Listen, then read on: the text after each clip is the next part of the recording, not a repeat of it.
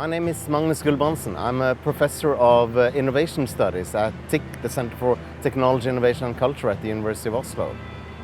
We often get approached by people who are interested in innovation. It's become a very popular term these days. And policymakers, people from industry, people from the public sector, they want to have advice about how can they improve innovation, how can they get more innovation. And we have to tell them that, well, innovation has another side. It's not very easy to promote it. And we have three basic messages to them. The first one is that innovation is quite often resisted. Innovation is met with skepticism. The new is seen as something that's not better than the old. We shouldn't try that, we have tried it before.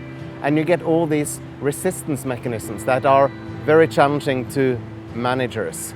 So managers need to develop good practices in firms and organizations in order to handle this resistance to change and innovation that is so common. Which leads me to the second point we tell people about innovation, that you don't innovate alone. It's always in a much wider network, and it's based on things that you already know and things you are quite good at in many cases. Many people now talk about open innovation, which is really something old. So if we look at the breweries that were along this river, they didn't innovate on their own. They innovated together with a whole range of suppliers and customers and other firms collaborating together to create new innovations. And this is important for the ones of us who study innovation. So you can't just look at one innovation in isolation or one entrepreneur in isolation. You need to understand the much wider system that this innovation is part of.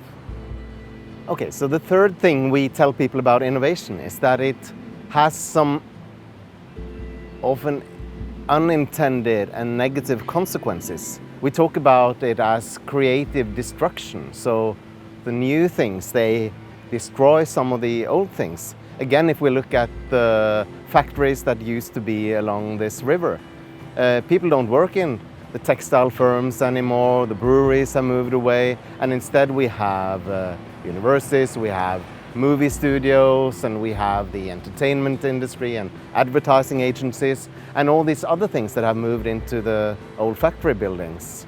And this is a challenge for especially, I think, policymakers. So if they want to encourage innovation in society, they should also consider the negative consequences of innovation.